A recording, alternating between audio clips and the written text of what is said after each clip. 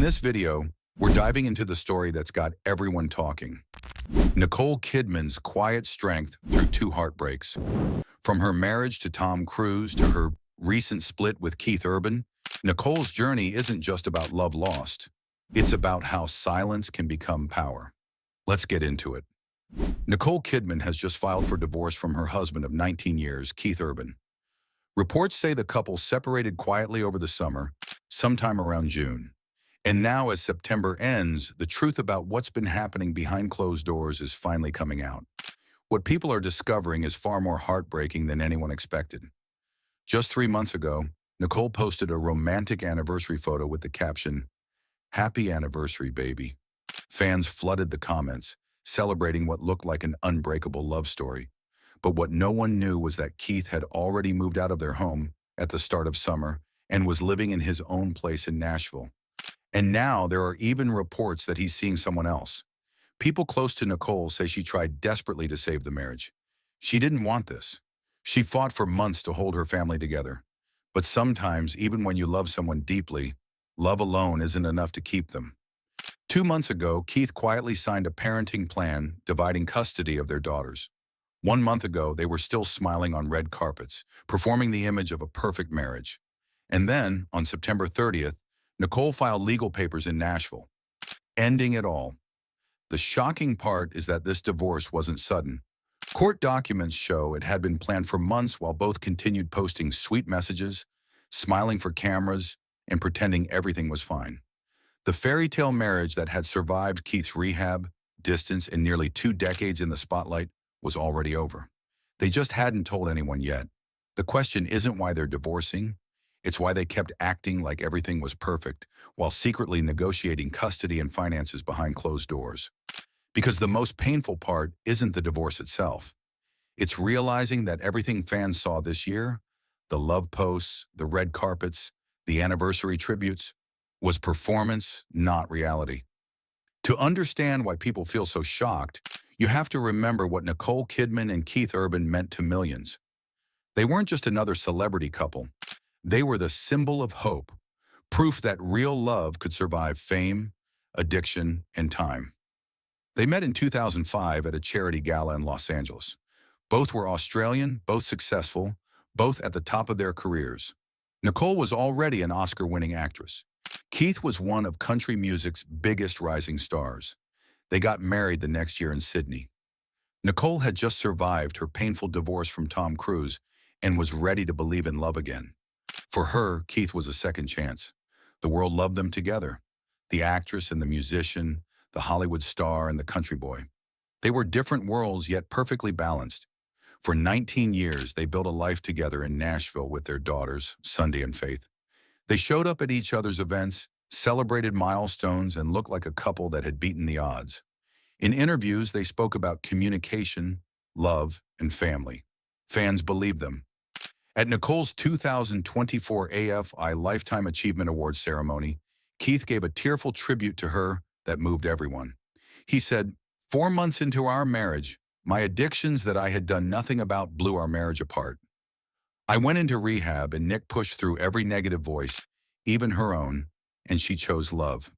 It was emotional, raw, and beautiful. A husband thanking his wife for saving him."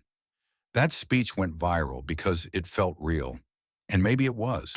But now hearing those same words in 2025, just 17 months later, feels like a goodbye we didn't recognize at the time. Because on September 30th, 2025, the woman who once chose love filed for divorce.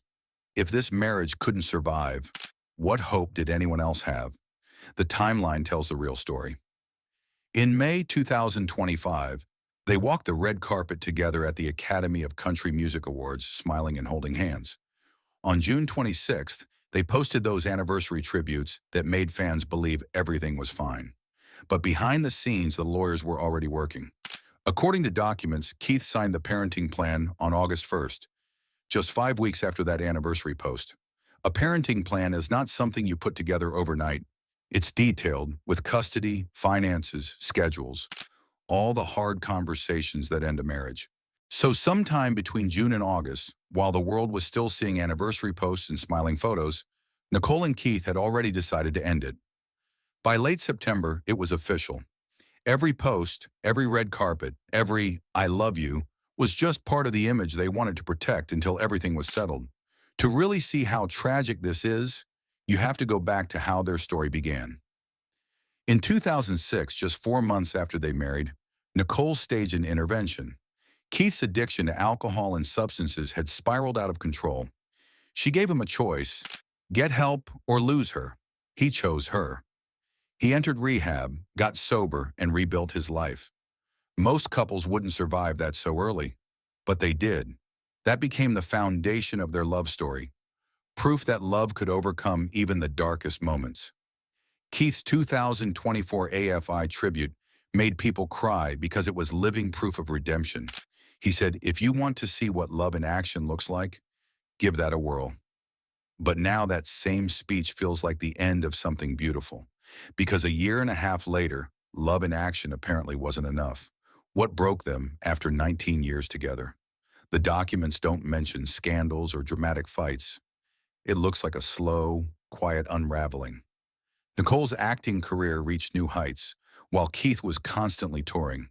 She once said in an interview, "We try to have breakfast together every morning and dinner together every night. But honestly, I'm not sure how we do it." At the time, it sounded romantic, like a busy couple making it work.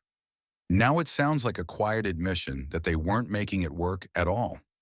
The custody agreement says Nicole will have their daughters for 306 days of the year, while Keith gets 59. That's less than 20% of the time. It's hard not to wonder why. Maybe Keith's touring schedule makes equal custody impossible. Maybe his sobriety struggles resurfaced. Or maybe after nearly 2 decades, he knew his lifestyle didn't fit with being the main parent anymore. The agreement also includes a rule that neither of them can speak badly about the other in front of their children. A clear sign that lawyers were preparing for emotional fallout. Financially, it's neat and organized. They both waived spousal support. Each keeps what's in their own name: assets, copyrights, royalties. And Keith prepaid all child support in one lump sum before Nicole filed. That means every financial decision was already made long before this news broke. Why wait to announce it? Maybe they wanted to protect their daughters from the chaos. Maybe they wanted to finish the summer quietly. Or maybe after 19 years of living in the spotlight, they just wanted to end things with dignity. Still, the part that hurts the most is realizing how much of what we saw was performance.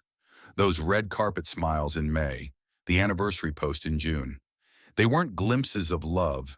They were the last act of a story already ending. By the time Keith posted "Happy Anniversary, Baby," he was likely already meeting with lawyers. By the time they smiled for cameras, they had probably already decided it was over. Nicole once told a story about Keith flying across the country the moment her father died, dropping everything just to hold her. That moment defined their relationship for years, proof of the love they shared. But somewhere between the touring, filming, and distance, that version of Keith and Nicole disappeared. Now both of them are silent. No interviews, no public statements, just legal documents and empty social media pages. Nicole hasn't said a word since the filing. Keith continues performing, acting like nothing happened. And that silence says more than any statement ever could. Maybe that's why Nicole Kidman's story feels so personal. It's not just about fame, love, or heartbreak. It's about what happens when someone loves deeply, gives their all, and still ends up standing alone in the silence that follows. When one person keeps holding on while the other slowly walks away. At 23, Nicole married Tom Cruise. The world saw them as the perfect couple. Young, beautiful, unstoppable. But behind the red carpets, their love quietly fell apart. When Tom left, it broke her. She didn't shout, didn't blame, didn't fight for attention. She stayed silent, even when her heart wasn't. That silence shaped her. It was painful, but powerful. Years later, she found love again with Keith Urban. It felt real and healing. People thought she had finally found forever. But when the news of their split surfaced, the world noticed something different. Her calm. No tears in public, no drama, just quiet strength. The same silence that once hurt her now protected her. Because Nicole isn't the same woman she was in 2001. Back then, Tom's silence made her small. In 2025, Keith's silence made her strong. She no longer waits for answers or apologies. She's learned that sometimes silence is its own confession, that you don't need to chase closure from someone who's already gone. People call this Nicole's full circle. The woman who once whispered, "I can wear heels now," no longer needs to explain herself. She stands tall, not because anyone allows her to, but because she always could. Her story connects with millions because it mirrors what so many have lived. The slow, quiet fading of love, the heartbreak that doesn't make noise but leaves scars. Nicole teaches that silence isn't weakness, it's grace. It's choosing peace over pain. Tom's silence broke her once. Keith's silence built her twice. And now she's not just surviving, she's thriving. Her story isn't about the men who left. It's about the woman who stayed true to herself, who learned that strength isn't in speaking louder, it's in walking away with dignity. Nicole Kidman's story isn't a tragedy, it's transformation. It's proof that even after love ends twice, you can rise again, stronger, wiser, and completely unbreakable. And that's the real beauty of Nicole Kidman's story. It's not about the men who left, it's about the woman who refused to fall apart. She turned heartbreak into strength, silence into dignity, and pain into power. If you found her story inspiring, don't forget to like, share, and subscribe for more.